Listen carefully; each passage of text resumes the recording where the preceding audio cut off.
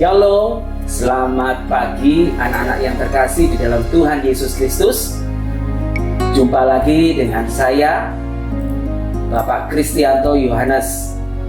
Pagi hari ini anak-anak, kita akan kembali memulai pembelajaran kita Pendidikan Agama Kristen dan Budi Pekerti kelas 7 bab 5 yang berjudul Allah Memelihara Ciptaannya. Sebelum kita memulai kegiatan belajar hari ini, kita akan terlebih dahulu bersatu hati dalam doa. Mari kita berdoa.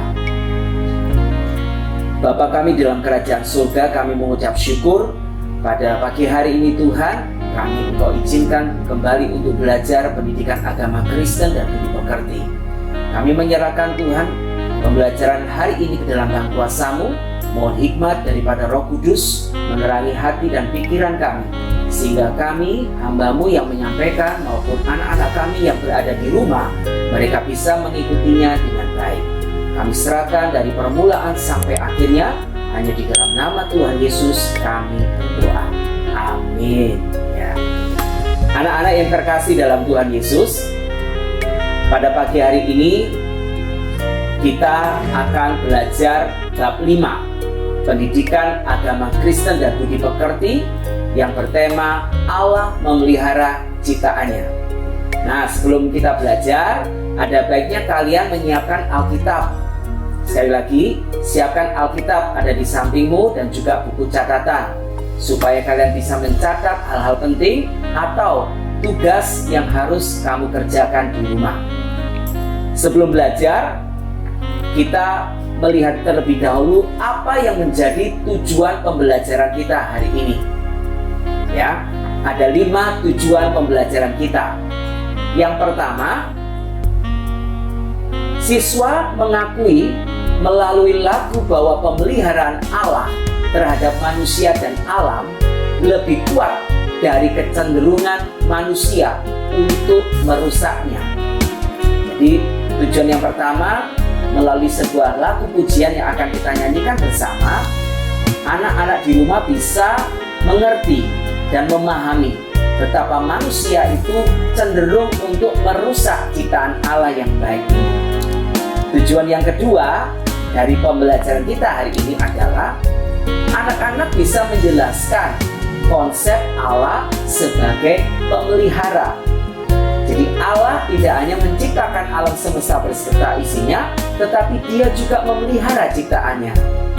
Yang ketiga, tujuan pembelajaran yang ketiga, anak-anak bisa atau dapat menjelaskan alam ciptaan Tuhan sebagai wujud pemeliharaan Allah terhadap manusia. Tujuan yang keempat, anak-anak dapat menulis dan membacakan refleksi mengenai Allah memelihara alam ciptaannya.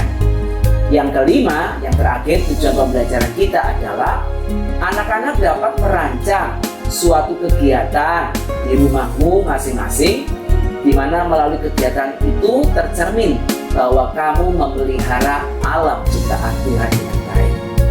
Inilah yang menjadi tujuan pembelajaran kita hari ini, anak-anak.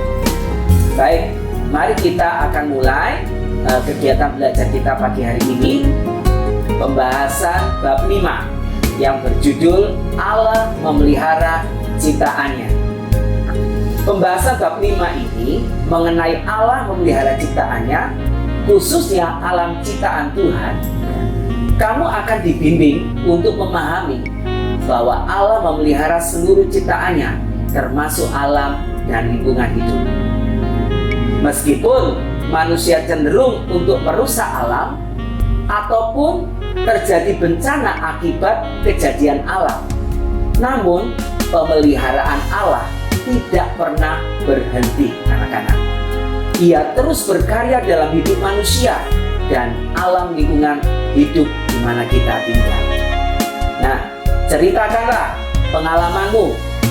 Bagaimana pengalamanmu memelihara hewan atau tumbuhan di rumah?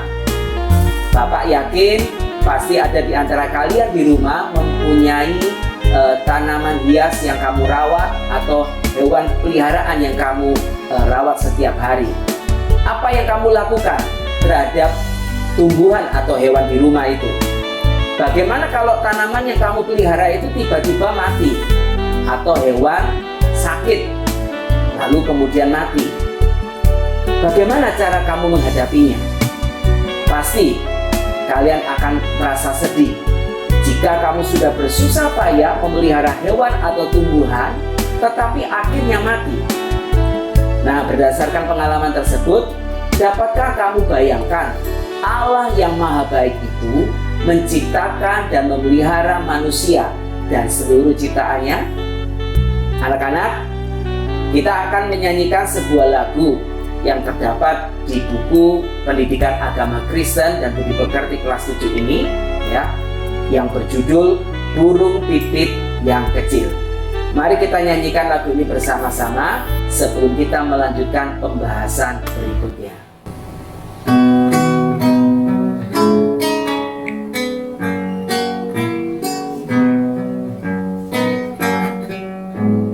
Burung pipit yang kecil dikasihi Tuhan, terlebih diriku dikasihi Tuhan.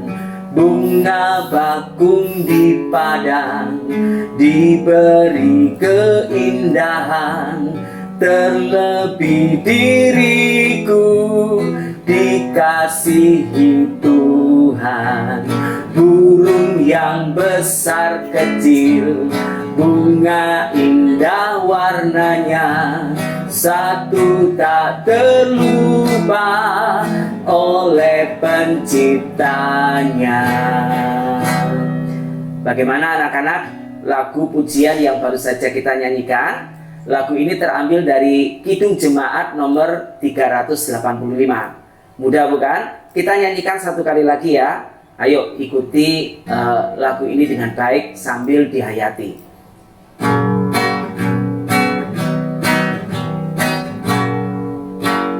Burung pipit yang kecil dikasihi Tuhan, terlebih diriku dikasihi Tuhan.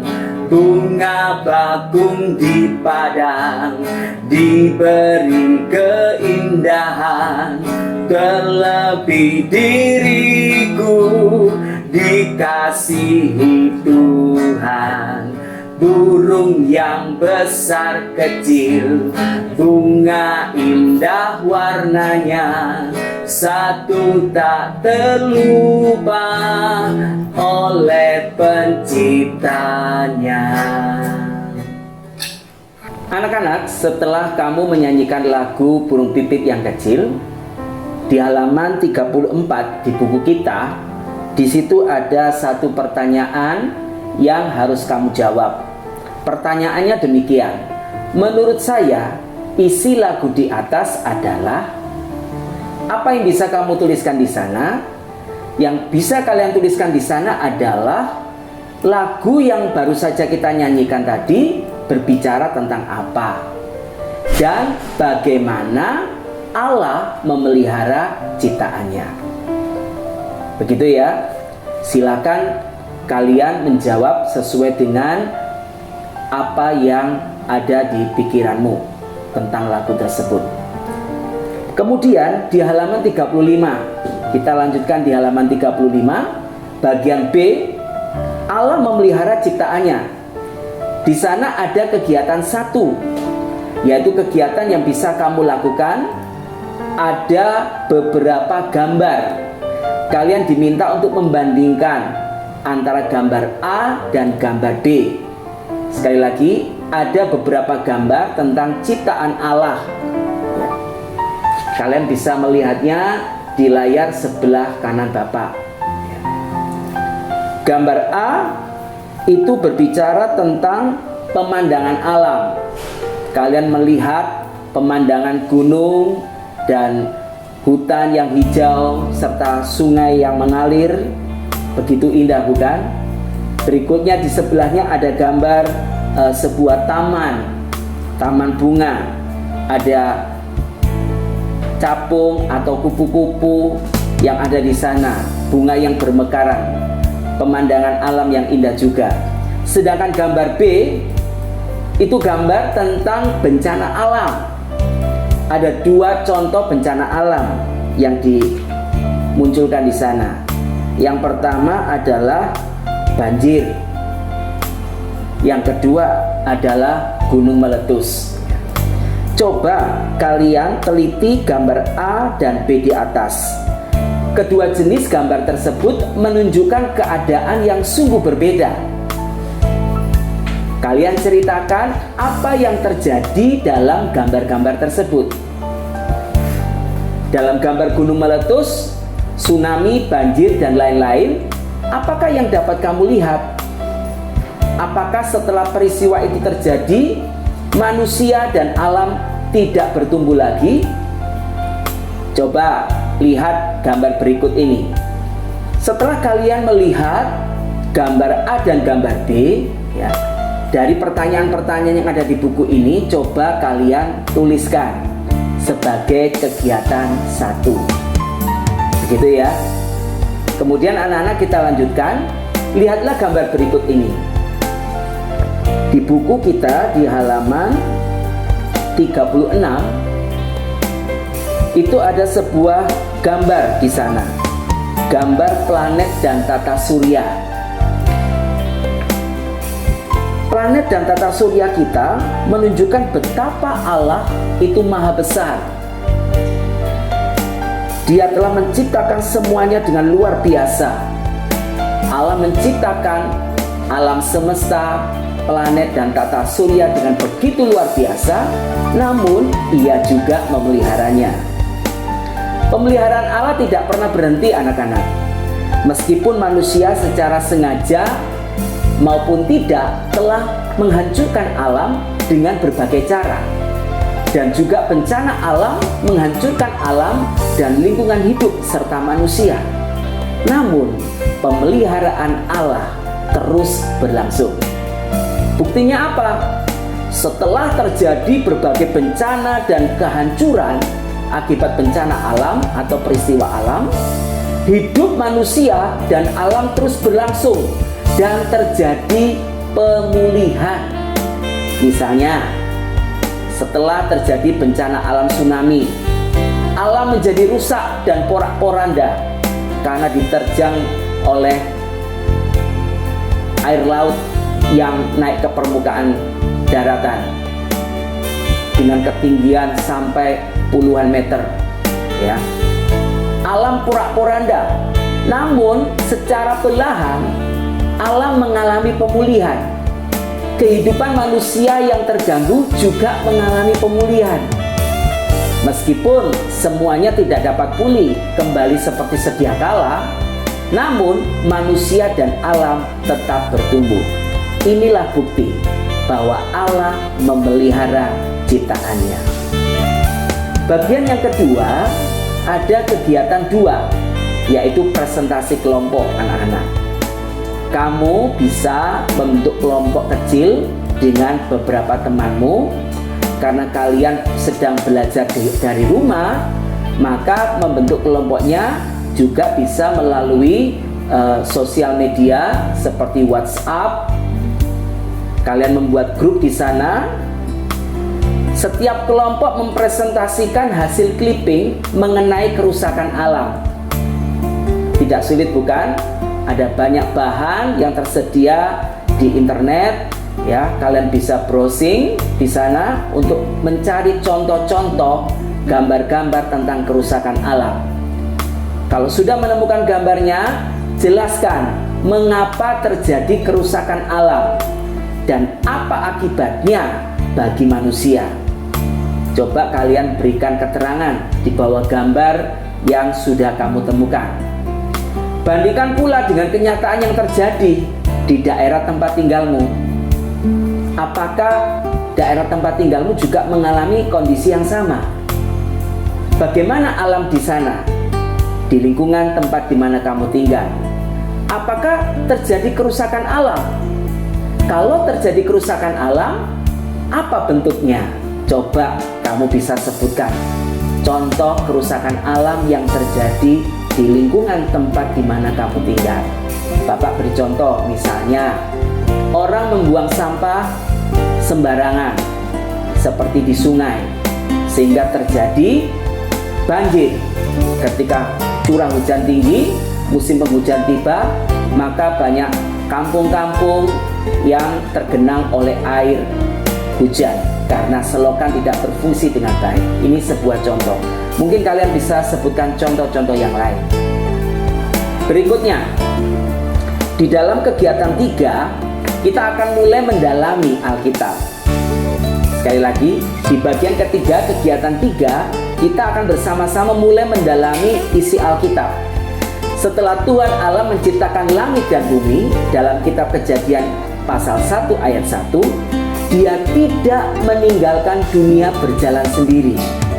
Sebaliknya, Allah terus terlibat di dalam kehidupan umatnya, dan Dia tetap memelihara ciptaannya. Allah yang kita sembah bukanlah seperti seorang ahli pembuat jam yang membuat bumi, menjalankannya, dan kini membiarkan berjalan sendiri. Dia bukan Allah yang demikian. Dia adalah Bapa penuh kasih yang senantiasa memelihara apa yang diciptakannya. Perhatian Allah terus-menerus atas ciptaan dan umatnya. Ini merupakan tindakan pemeliharaan Allah yang berlangsung sepanjang masa. Anak-anak, berikutnya kita melihat di buku kita halaman 37 aspek-aspek pemeliharaan Allah. Ada 3 aspek di sini yang perlu kita ketahui bersama, yang perlu kalian pahami. Yang pertama, aspek pelestarian. Sekali lagi, aspek yang pertama, aspek pelestarian. Dengan kuasanya, Allah melestarikan dunia yang diciptakannya. Seperti yang ditulis oleh Daud di dalam Mazmur pasal 36 ayat 7. Daud berkata, "Keadilanmu adalah seperti gunung-gunung Allah. Hukummu bagaikan samudra raya yang hebat. Manusia dan hewan Kau selamatkan, ya Tuhan." Kuasa Allah yang melestarikan terlaksana melalui kehadiran Putra Tunggalnya, yaitu Yesus Kristus Tuhan kita. Sebagaimana yang ditegaskan oleh Rasul Paulus. Anak-anak, coba buka Alkitabmu dalam kitab Kolose pasal 1 ayat 17. Kolose pasal 1 ayat 17. Di sana tertulis, Ia ada terlebih dahulu dari segala sesuatu, dan segala sesuatu ada di dalam Dia. Anak-anak, inilah bagian pertama, aspek pemeliharaan Allah, yaitu aspek pelestarian. Yang kedua, aspek yang kedua adalah penyediaan. Allah bukan saja melestarikan bumi yang diciptakannya, tetapi Dia juga menyediakan apa yang diperlukan oleh ciptaannya itu. Ketika Allah menciptakan bumi, Dia menciptakan musim juga. Dalam Kejadian pasal 1 ayat 14. Dan memberi makan manusia dan hewan. Kalian bisa membaca dalam kitab Kejadian pasal 1 ayat 29 sampai 30. Bahkan setelah air bah pada zaman Nabi Nuh, air bah menghancurkan bumi, Allah memperbarui janji penyediaannya dengan berfirman, "Selama bumi ada, takkan berhenti-henti musim menabur dan menuai, dingin dan panas, kemarau dan hujan, siang dan malam." Kejadian pasal 8 ayat 22. Bahkan beberapa mazmur, tulisan pemazmur, menegaskan kebaikan Allah dalam menyediakan kebutuhan bagi makhluk hidup ciptaannya. Anak-anak bisa membacanya mulai dari pasal 104 ayat 1 sampai 35 dan Mazmur pasal 145 ayat 1 sampai 21. Allah sendiri menyatakan kuasanya untuk menciptakan dan memelihara Ayub. Kalian kenal tokoh yang bernama Ayub, seorang tokoh yang saleh dan takut akan Tuhan, mengalami pencobaan yang hebat. Namun Allah memelihara kehidupan Ayub. Ayub pasal 38 ayat 1 sampai 38, di mana Allah memulihkan keadaan Ayub. Bahkan Yesus pun mengatakan dengan tegas di kitab suci bahwa Allah menyediakan kebutuhan burung-burung di udara dan bunga bakung di padang. Dalam Matius pasal 6 ayat 26 sampai 30, pasal 10 ayat 29. Bahkan di sini ada lagunya ya. Kalian tentu masih ingat lagu anak-anak sekolah minggu. Jangan kamu khawatir, burung di udara dia pelihara. Nah, seperti itu lagunya kira-kira. Bagian yang ketiga, aspek pemeliharaan Allah yang ketiga adalah pemerintahan. Sekali lagi, pemerintahan. Apa yang dimaksud di sini? Di samping Allah melestarikan, menyediakan segala kebutuhan ciptaannya, Dia juga memerintah atas dunia ini. Oleh karena Allah itu berdaulat. Setiap peristiwa-peristiwa dalam sejarah manusia itu terjadi menurut kehendaknya dan dalam pengawasannya. Kadang-kadang Dia turun tangan langsung melaksanakan apa yang menjadi maksud penebusannya. Sekalipun demikian anak-anak, Allah tidak pernah berhenti menunjukkan pemeliharaan dan kekuasaannya setelah terjadi bencana. Kehidupan manusia dan juga ciptaannya yang lain terus berlanjut. Mungkin ada di antara kamu yang bertanya, jika Allah memang Maha Kuasa, mengapa Ia membiarkan terjadinya bencana dan kerusakan alam? Apa yang bisa kamu jawab dari pertanyaan ini? Sekali lagi anak-anak, dosa itu telah menyebabkan manusia melakukan segala cara demi memenuhi kepentingannya sendiri, menuruti hawa nafsunya. Termasuk di dalamnya adalah manusia mengeruk alam, mengeksploitasi alam tanpa batas, tanpa memperhatikan kelestariannya, sehingga alam menjadi rusak. Semua hasil bumi, baik yang berasal dari dalam perut bumi seperti minyak, gas, besi, timah, emas, perak, dan lain-lain diambil secara serakah oleh manusia, serta pertambangan-pertambangan yang dibuat merusak alam. Hasil hutan diambil sebanyak-banyaknya. Penebangan pohon dan tanaman lainnya menyebabkan hutan menjadi gundul dan terjadi erosi dan banjir yang tak jarang menyebabkan manusia menjadi korban. Inilah aspek yang ketiga, pemerintahan. Allah adalah Allah yang berdaulat dan memerintah atas dunia ini. Anak-anak, berikutnya kalian bisa menemukan kegiatan 4 di halaman 38. Di sini ada sebuah perintah. Tuliskan refleksi singkat kira-kira 3/4 halaman mengenai Allah memelihara alam dan lingkungan hidup. Sekali lagi, dalam kegiatan 4 ada penugasan di sini, anak-anak menulis refleksi. Perenungan diri. Refleksi itu kamu merenungkan bagaimana Allah memelihara alam dan lingkungan hidup menurut apa yang kamu alami dan kamu amati. Sertakan juga beberapa bukti seperti yang dijelaskan dalam uraian materi. Kemudian kumpulkan hasilnya untuk dinilai oleh Bapak dan Ibu gurumu. Kamu telah mempelajari bahwa Allah itu mencipta, memelihara, serta memperbarui alam dan lingkungan hidup. Jadi Allah tidak hanya memelihara dan menyelamatkan umat manusia, namun juga memelihara dan menyelamatkan alam lingkungan hidup di mana manusia tinggal. Apa artinya bagi kita? Apa artinya bagi hidupmu dan imanmu? Terkadang anak-anak untuk mengekspresikan diri kamu dan teman-temanmu mengadakan aksi coret-coret tembok atau tempat dudukmu atau meja di mana kamu belajar di sekolah atau tempat tertentu jika berjalan melintasi alam. Ada orang yang cenderung iseng menggores pohon atau mematahkan tangkai bunga tanpa tujuan yang jelas. Bahkan meja tempat duduk di sekolah pun, seperti tadi Bapak katakan, menjadi korban coretanmu. Setelah mempelajari topik ini, apakah timbul penyesalan dalam dirimu jika kamu pernah melakukan salah satu aksi tersebut? Nah, ini yang refleksi yang bisa kamu tulis dalam kegiatan 4.